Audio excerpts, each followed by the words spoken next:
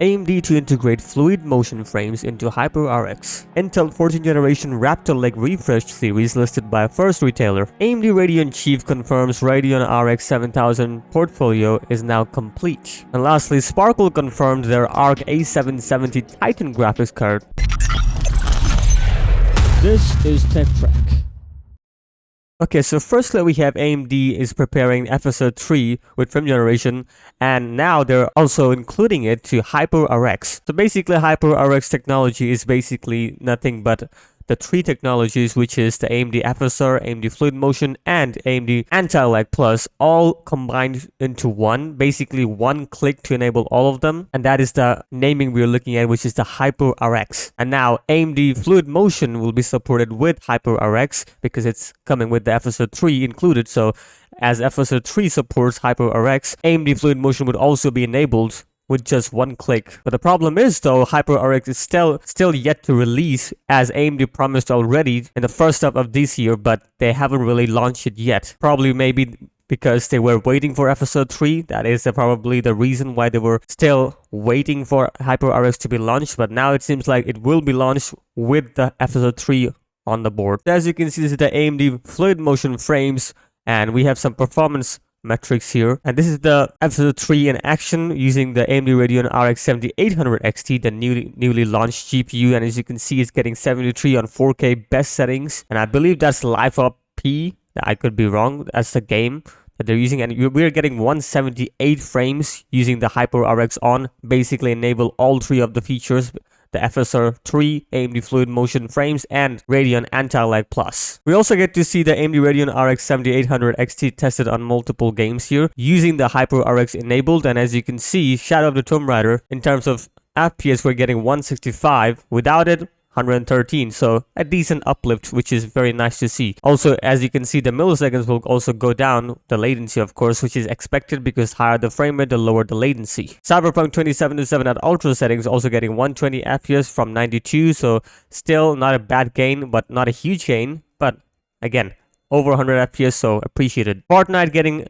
122 from 82, so that's not bad either. And Apex Legends going from 232 to 289 FPS, so pretty decent uplift using the HYPR-RX enabled. AMD HYPR-RX will now feature these three technologies here, which is the AMD Radeon Boost, AMD Radeon Anti-Lag Plus, and AMD Radeon Super Resolution, and the newly one, which is the AMD Fluid Motion tech that is included already with the FSR 3.0. So AMD promised HYPR-RX in the earlier half of this year, but they couldn't launch it for some reason. But I think now we know why they're launching now, because they were waiting for FSR 3.0 with the Fluid Motion frames coming into play. And you know what, I'm quite excited to see what HYPR-RX has to offer in terms of performance in other various kind of games, because AMD did mention that every single DX11 or 12 titles will have the features enabled, which is HYPR-RX. That includes FSR 3, AMD Fluid Motion frames, and Anti-Lag Plus,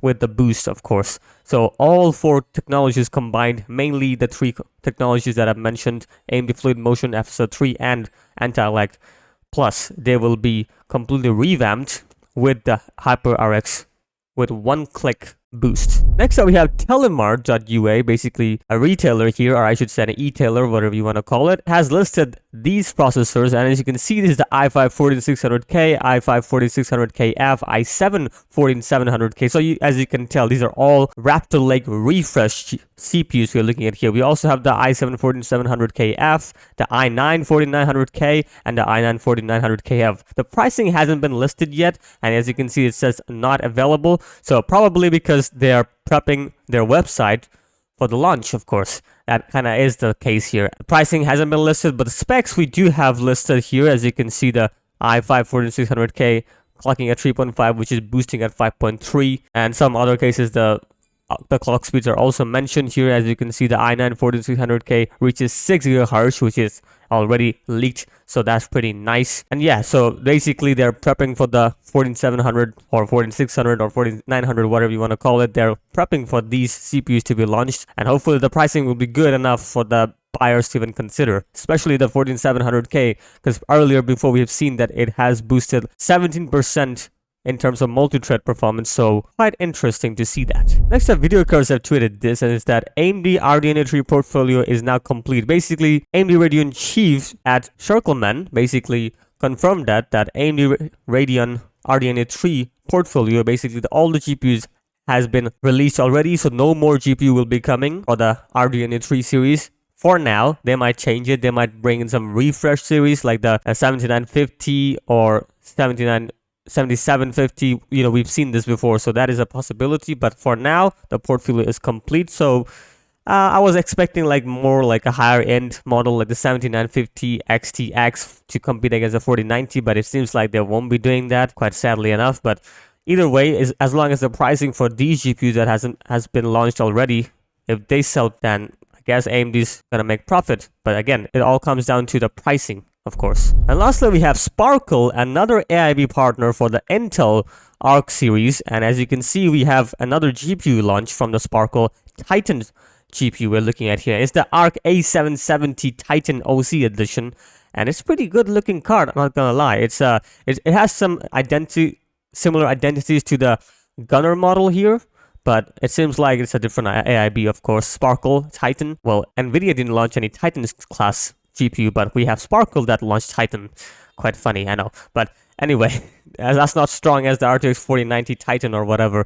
It's just Titan Arc A770, which again also comes with 16 gigs of G6 memory, so also more appealing. Now, of course, they also mentioned the Sparkle Torn cooling, the features, of course, basically the same thing. And they also said that it's a 0 RPM mode, basically with light workloads, this fan basically stops, and heavy workloads, the fan spins. So it is kind of similar to the 0 RPM mode with multiple other GPUs provide. We also have something interesting feature here. As you can see, the color will change with your temperature limit. So as you can see, at 40 degrees, the color will be like a whitish, and at 90 degrees will go up to red. So this color will change, and they're calling that the thermal sync, which is kind of a cool looking feature, not gonna lie. It kind of tells you that, hey, your GPU is going up temperature, so it kind of alerts you or somewhat. And that's quite interesting that they have certain thing like that, which is aesthetically is kind of pleasing. Like, it will change. If you're gaming, it will go up to maybe like yellow. You know, sometimes it will, because, you know, some games will require that. So it's quite interesting way they did that. Just for aesthetics, of course. And as they also mentioned, ready for the next 8K Ultra HD video output, which is again all the next generation or current generation of GPU supports that, obviously. And also it comes with an exclusive VGA holder, which is of course for the anti-sag brackets. So that's pretty neat. So yeah, another launch, another Arc A770 launch basically from Sparkle. We're calling that Titan.